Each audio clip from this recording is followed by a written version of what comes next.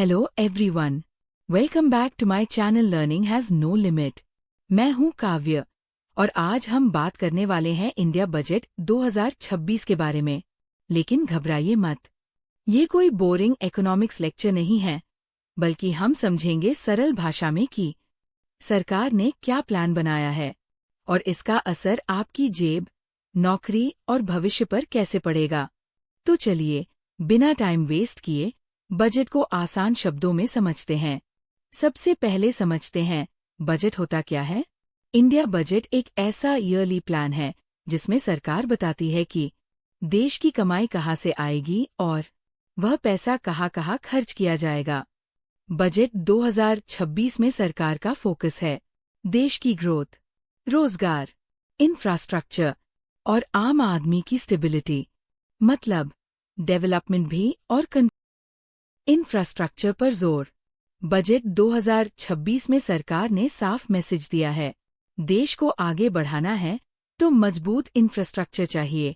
इसलिए roads, highways, railways, metro, bridges और digital infrastructure पर ज्यादा ध्यान दिया गया है। इसका फायदा क्या होगा? ट्रैवल आसान होगा, बिजनेस तेज चलेगा और जॉब्स के नए मौके बनेंगे। यूथ, जॉब्स और स्किल डेवलपमेंट। अब बात करते हैं यंग इंडिया की।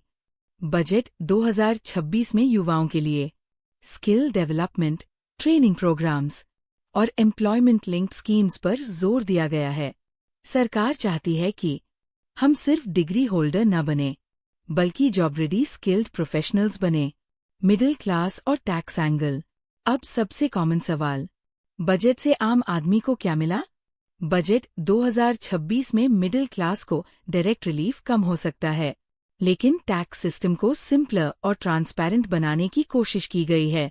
साथ ही एजुकेशन, हेल्थ और एसेंशियल आइटम्स को अफोर्डेबल रखने पर ध्यान दिया गया है, ताकि डेली लाइफ पर प्रेशर कम हो। फार्मर्स और रूरल इंडिया। इंडिया की आत्मा गांवों में बसती है और बजट 2026 में एग्रीकल्चर, रूरल डेवलपमेंट और फार्मर्स इनकम पर खास फोकस रखा गया है।